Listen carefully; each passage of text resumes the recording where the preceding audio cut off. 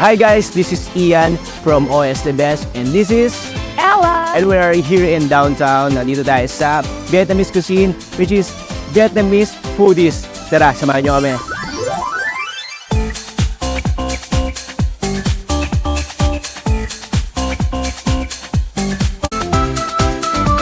Welcome to Pinoy Foodies. Thank you so much po sa pag-invite sa amin ni Miss Ella. And tatry natin yung authentic food ng Vietnamese here in downtown. So, try natin, rate natin kung out of 10, ano bang masasabi namin. Let's go. And first time po namin mag-try ng Vietnamese food. Yeah, this is our first time na matry. So, excited din po kami kumain. So excited talaga. Gusto ko na, nagigigil na ako kayo dito. Excited ako dito yun. Ngayon naman tatry natin yung Vietnamese soup nila na Authentic Vietnamese soup. pho. Ha! Pho. Gusto ko pa.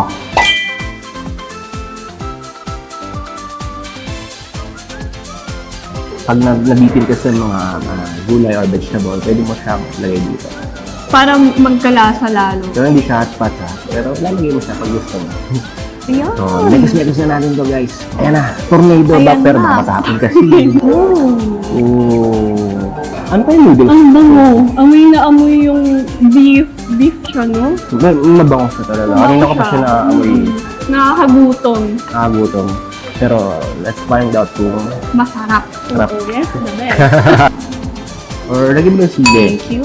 Mahilig ba sili? Kasi mahilig din pala sila sa maanghang. Mga Vietnam. Kung mahilig daw sa sili, ano daw? Ano daw? Sipag. Simula.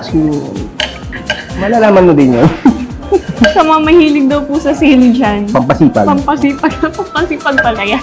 O, tingnan mo. Kapag tinatamad ka, kumain ka ng sili. Hindi niya alam. Tikman muna natin ng ano. Nang walang. Nang walang something. Try po natin. Soup muna na, soup. Malasa. Siguro bulalo nila, no? Malasa siya. Parang di na maangat siya. Hindi na kailangan ng patis. Kaya sili na lang talaga. So, parang patis sili na. Tapos may dahon na, ano ba yung dahon? Nalalasaan ko yung dahon. Dahon. Coriander Pero ba yun? ang super thin nung meat nila, yung beef nila. Super thin. Try natin. Tingin ko kailangan ko ng sinodor. Eto na. Yun. Sarap ba? Masarap to sa madaling araw pagkatapos meron kang hangover, di ba? Ano yung noodles niya? Rice noodles kaya to? Rice Noodles. Rice noodles siya. Mabubusog ka talaga dito kasi rice noodles. Try naman natin dagdagan ng Kaya pala may lemon. may bean sprout. May yung salty level na yung alat niya. May alat talaga siya. Konti. Pero sa akin, kaya ko i-take yung alat niya. Try natin pa. Try din po natin lagyan ng bay leaf. Hindi talaga ito, laurel. Adobo yan, Laurel diba? na fresh. Gusto ko din i-try na may lemon. Siyempre, yung mga masisipag dyan, try natin ang bean sprout. Or, kamayin ko na ha. Ano ba? Kasi malaglag eh.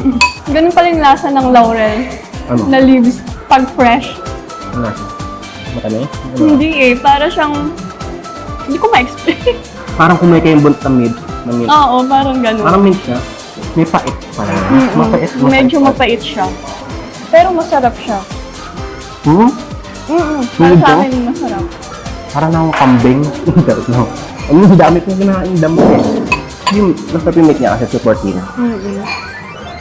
Medyo hindi rin siya ganun kalambot. Pero parang siyang kalabaw eh.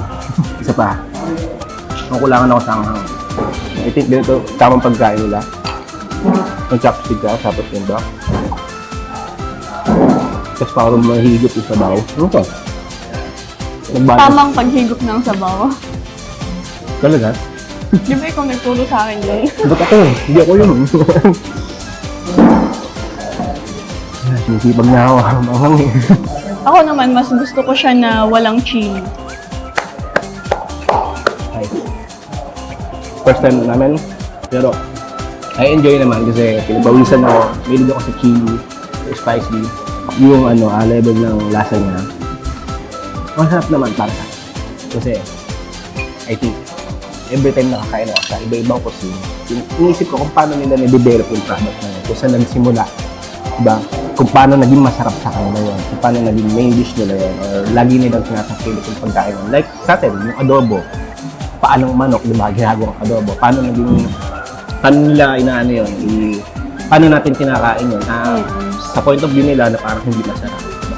Pero to, iniisip ko, habang kinakain ko, kung paano nila na-develop, I think, maraming damo sa kanila lahat. Mas Halo-halo. halo-halo.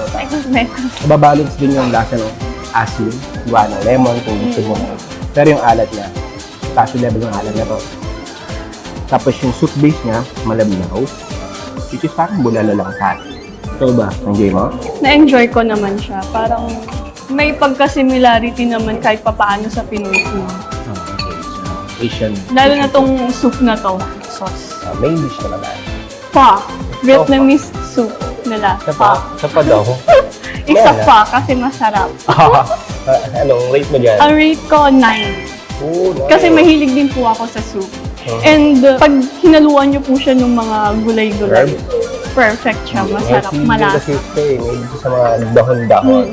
Ako din naman, para sa akin, 8.5 out of 10. Which is, kasi parang pwede ko siyang kainin once a week. Meron tayong kinakain palagi na Pwedeng araw-arawin. Pero hindi natin bukas. Ito, I think pag lasing lang ako or nakain, pwede natin gawin pang sa over. Pero masarap siya. Na-enjoy ko yung paglagay ng mga gulay. Yung noodles niya, yung meat niya, medyo lang siya, maganit yung meat niya. Kulang pa sa lambot para sa pero super thin siya. Super thin yung meat. So, ayun, para sa akin. Don't forget to like, subscribe, and Click the click the notification notification bell. And I'm Ian, always the best, and this And is I'm Ella. Ella. Thanks for watching. Happy eating and stay foodie!